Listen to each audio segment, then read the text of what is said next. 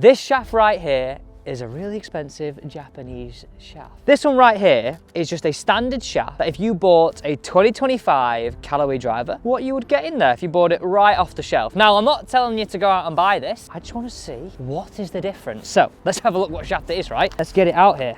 Oh, look at this. Let me pop this down here. And we're going to put this in my current head for 2025. I need to do some jiggery-pokery with the shafts. But look at this, come on, look at this here. This marking right here. And then we've got this made in Korea 6S. Now, just keep going down here. I'm gonna leave that shaft in the sun. I'm just gonna move it. Can you see that like lattice of, well, carbon fiber? And it's from Diamond xwave RBT Golf. Now, honestly, I have seen a video of how this is made and I was like, are you joking me? It was crazy. Now, there are some huge claims with this shaft, which we'll go into as we start hitting. But first, should we lay some down with just a standard shaft off the shelf? Now, I bet you're thinking, Alex, bloody hell, I've heard of huge claims before. But honestly, have you ever seen a shaft made like this? Right, okay.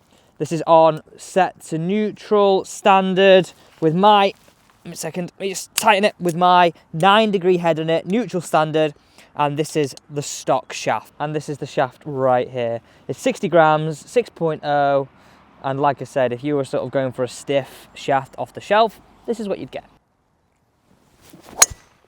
What a rocket that was, oh my, did you just see that flight? Tell you what, this shaft's got a lot to deal with if I hit shots like that. Right, data-wise, 247, carry, 2-1 spin, 108 clubhead speed, 158.7 ball speed. Holy mackerel. Right, let's hit another one with this. Did you just see that flight? I'm just getting over the fact that of how good I just hit that. Okay, right, here's shot number 2 with the stock.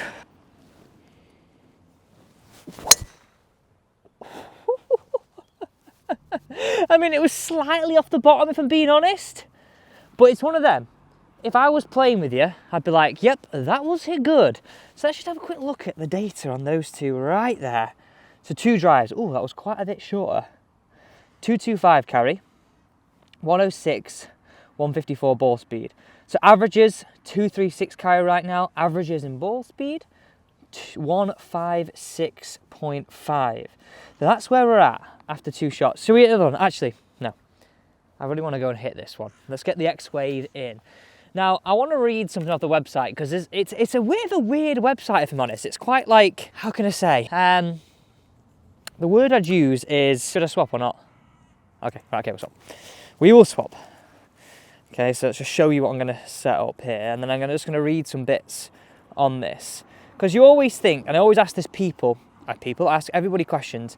I mean, this shaft here is just super expensive. Like, I think we're talking £1,000, right?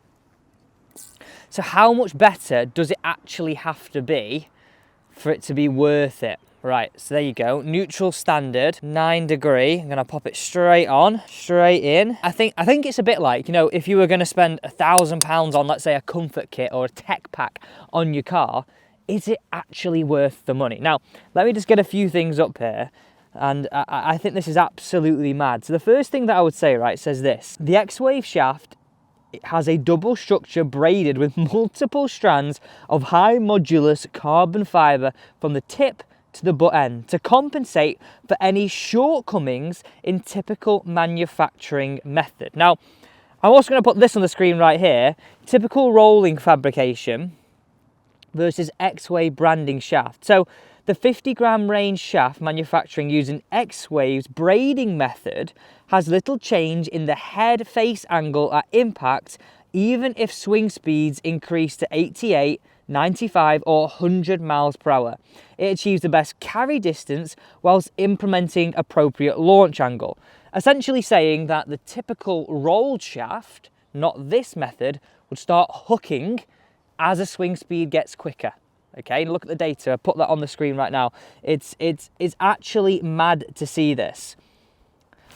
I'm really shocked. Right, okay, without further ado, let's get hitting. Let's change this so we can see the difference in the data. Let's get this going under some blue. Right. Let's hit a couple away. I'm actually dying to know what this feels like, what it sounds like, and first opinions, it feels quite, I don't know, it doesn't feel as light as I thought. I mean, it looks pretty funky, doesn't it? Black grip, bit of blue, bit of black. And you can really see that lattice structure of how it's made.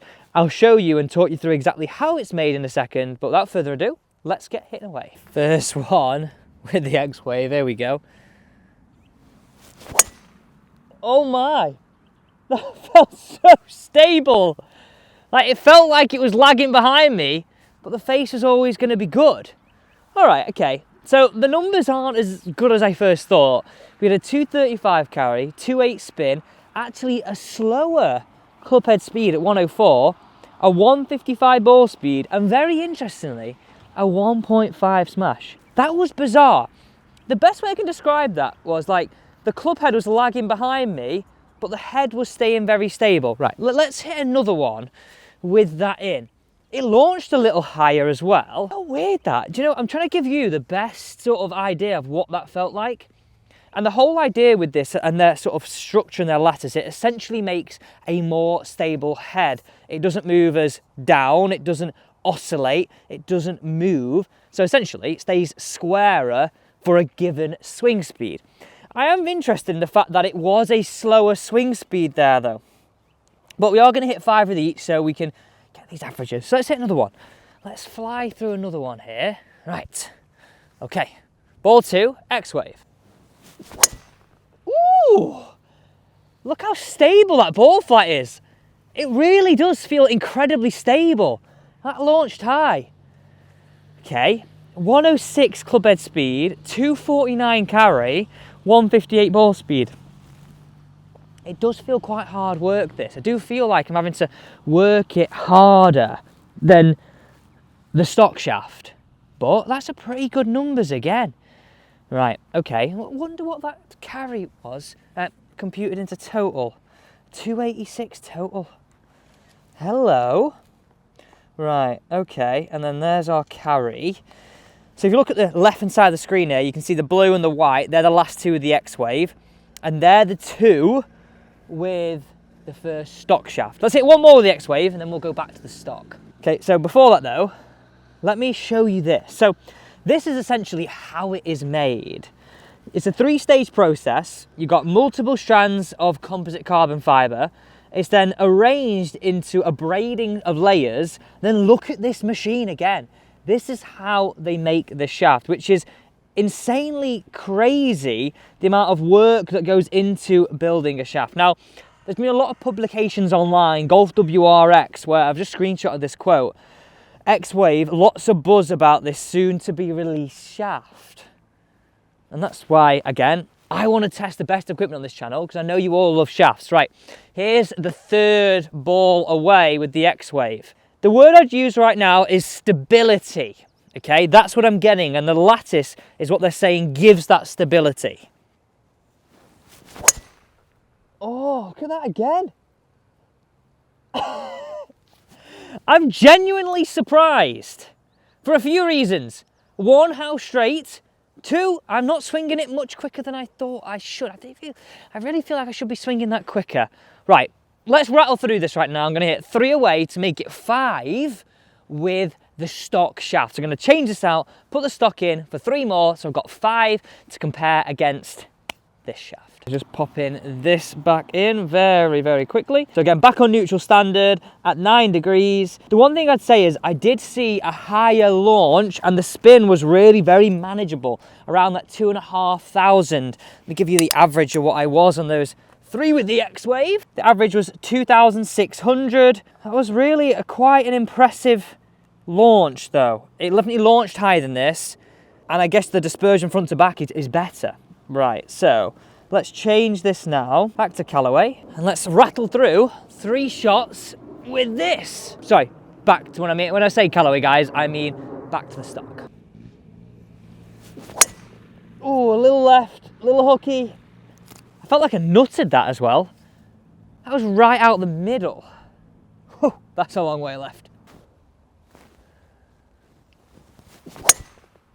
Oh, again, look at that, out the middle, low and left. I mean, that's an acceptable drive. Like, I can play with that. But look how low the spin was there. 1474. I literally felt like, I mean, it might have been slightly toe side, like there. Interesting, interesting. Now, what's also interesting is, what grams is this? 6S. I mean, a lot of these shafts, right, you don't really get to know what is going on with them. It's a bit like my Autoflex down there. It's got like Korean hidden technology in it. Final one away with the stock shaft. Let's see what we get out of this badger. Again, look at that going left. Like, I felt like I've got every single one of them out the middle. That was slightly better. Definitely feels, I can give you an idea of this. Feels like I've got the same sort of lag effect in the shaft around sort of here, but then the face isn't as stable. Now, that's just what I'm feeling with this. Let's go back to now popping in the xwave. We'll hit the final two, and then we can go through this data. Now, what are your thoughts on all this technology within this shaft? Do you like it? Is it something that you go, you know what, I am quite interested in that? So if I sort of overly summarise what it's going to do, this shaft is lighter and more stable. So for higher swing speeds, you see less dispersion, less of that left shot. Now, the mechanical arm data I showed you at the start of this video, I'll put on the screen again now, suggests that at stock, the head is less stable for higher swing speeds. And well, to be fair, we sort of have proved that. I got those last few out the middle and the swing speeds exactly the same, and they just didn't quite perform. Right, okay. Neutral standard. Going straight in there. I've already got the full swing set up, ready to rock. And it's now time just to hit the final two away with this. So let's hit this away. This is ball number 4 with the xwave shaft, and I'm not gonna lie, it's weird to see this ball launch so high and feel like it's not spinning at all. Now, we need to check out the data to be 100% accurate with this, but look at this ball flight. I'm feeling like I really know what this shaft is doing, and therefore what this driver is doing. I was just driving to pick up the balls then, and I was thinking, well, that dispersion sort of just speaks for itself, right? I mean, look at them here, the blue compared to the red, much tighter, and it's weird to describe how stable the head felt. And I was asked, is this the best shaft that I've ever used? And you know what, I think it could be. I think I could just leave that in the bag with how good that felt. Now, I guess you should expect it from an expensive shaft, right? It should feel stable, it should go well. Now, there's one thing that I've got me thinking, there's a few things that I need to think about here, because there's one aspect which really is interesting, and I'll go through that in a second. So let's go to the next piece of data. The average carry, stock shaft, 235. The average carry on the new xwave shaft was 239. Let's go to the next piece of data. Average total, 269 stock shaft, 275 on the xwave. Now, that is actually still lower than what I had on my Autoflex. That's something to think about, but the stability was very good. Average ball speed was 157 with the xwave versus 156.7 with the stock. Now, this is what got me thinking. Is it the right shaft? Still more testing to be done, but it is seriously impressive because my club head speed with the stock shaft was 107.2, right? My club head speed with the xwave was 105.5. A lot lower, but more ball speed. So essentially, I'm finding the middle more often. It's more stable and more efficient. So that is a very good thing. But I want to be swinging it quicker.